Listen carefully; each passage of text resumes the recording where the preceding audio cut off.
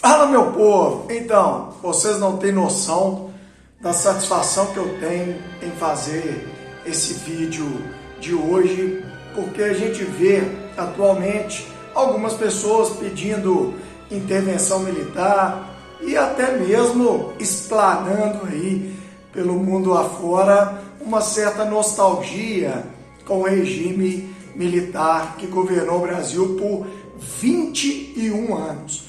Então fiz questão de gravar esse vídeo para podermos discutir aqui se realmente o governo militar foi bom, se o governo militar deixou um legado positivo ou se realmente não devemos nunca mais ser governados por militares não democráticos, beleza?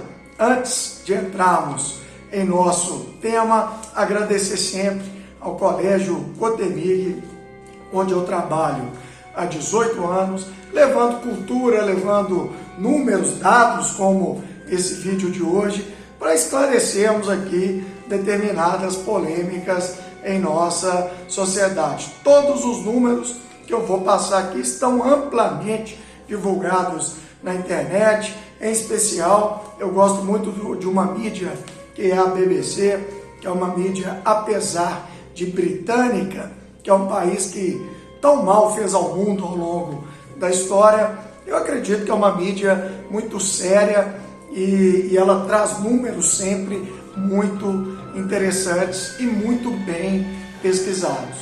Bom, como era a ditadura, vamos começar aqui falando dos assassinatos. Cerca de mais de 400 pessoas foram assassinadas ou desapareceram, segundo a Comissão Nacional da Verdade, que veio depois da ditadura pesquisar os dados e os acontecimentos daquele período. Então, se uma única pessoa tivesse desaparecido por mãos do governo brasileiro, já seria um exagero, seria uma coisa assustadora, um governo que mata os seus cidadãos. Então, segundo essa pesquisa da Comissão Nacional da Verdade, digo aqui novamente, mais de 400 brasileiros desapareceram ou foram assassinados pelo próprio governo do país. Se fosse isso, já bastaria para dizermos ditadura nunca mais. Vamos aqui a alguns outros dados. Durante a ditadura, foram 274 estatais criadas. Então, o pessoal que gosta de falar que durante a ditadura não tinha corrupção, você imagina? 274 empresas públicas criadas. E quem ia trabalhar nessas empresas? Os pelegos do governo.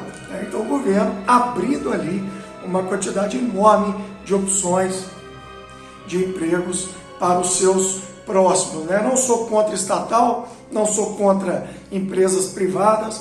Eu acho que alguns serviços devem estar nas mãos do governo, outros da iniciativa privada, depende do caso, mas 274 estatais criadas é uma vergonha. Outros dados aí, vamos falar um pouquinho do salário mínimo. O salário mínimo, ao longo do governo militar, ele perdeu 50% do seu poder de compra. 50%, já reajustada a inflação. Nós estamos falando aqui, não é do valor do salário mínimo, estamos falando do seu poder de comprar produtos. Então, ao longo de 21 anos, os militares entregaram um país onde o salário mínimo tinha um poder de metade do que tinha no início do regime. Isso dá uma nítida noção de para quem o governo militar governava. Não era para a população mais pobre, pode ter certeza. Já nessa mesma linha de raciocínio, vamos analisar aqui a concentração de renda nos 1% mais ricos do Brasil. No início da ditadura, eles tinham ali algo próximo a 15, 20% de toda a renda do Brasil. O 1% mais rico. Ao entregarem o poder, o 1% mais rico detinha 30% da renda no Brasil. Quase um terço de toda a renda do Brasil nas mãos do 1% mais rico. Então é um governo que em momento algum se preocupou em distribuir renda. Em momento algum. Você não vê né, durante o regime militar, nenhum tipo de ação, né, pública para a distribuição de renda, o que é também, na minha visão, uma grande vergonha. Por que o salário mínimo perdeu o poder de compra? Porque os sindicatos não funcionavam, porque o governo, com mãos de ferro, né, substituía os líderes, desaparecia com os líderes, e os sindicatos sem poderes, é claro que o salário mínimo foi se desintegrando. Vamos ver aqui, estudantes, dá uma olhada aí no gráfico, de 15 a 17 anos matriculados no ensino médio. Vocês podem ver que o ensino médio é a idade correta para alunos de 15 a 17 anos. Vocês podem ver que com o fim da ditadura é que enfim deslanchou a matrícula de jovens, percentualmente falando, de 15 a 17 anos, no seu local correto, que é o ensino médio. O êxodo rural extremamente descontrolado e muito mal planejado. Então, quando os militares assumiram o poder, mais ou menos metade do Brasil era rural, metade urbana, e quando eles entregaram, já na década de 80, 7 em cada 10 brasileiros viviam em cidade. Então, o êxodo rural intenso ao longo desses 21 anos, muito mal planejado, fazendo crescer as grandes cidades de forma completamente caótica, de uma forma a gerar o que chamamos de macrocefalia urbana. Cidades extremamente inchadas, os serviços públicos não acompanharam, né? Regiões foram sendo invadidas por pessoas que não tinham onde morar, fazendo crescer aí as favelas, os subúrbios, onde o poder público não atuava, enfim. E por fim, vamos falar de dois dados importantes. A dívida externa, que eles pegaram o Brasil devendo 3,4 bilhões de dólares e entregaram 20 anos depois devendo mais de 100 bilhões de dólares. Então multiplicaram aí por mais de 30 vezes a nossa dívida externa, que quando eles pegaram era de 15% do nosso PIB, de toda a riqueza produzida no ano, e quando eles entregaram eram de 54% do PIB, só para nós termos uma noção. E para finalizar, a inflação, que eles controlam no início do regime, e ao entregarem o governo de volta ao povo brasileiro, eles entregam o país com uma inflação de 231% ao ano.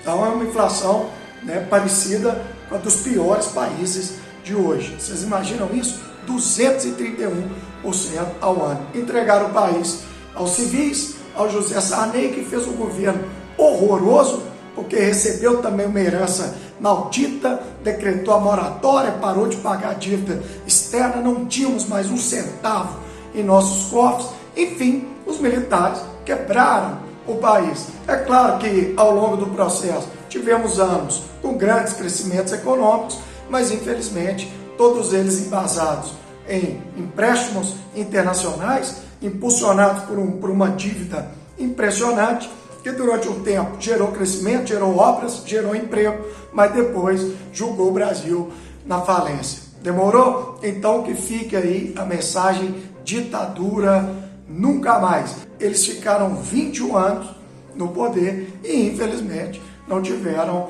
um bom resultado. Demorou? Fica com Deus todo mundo. Abraço do Clebinho.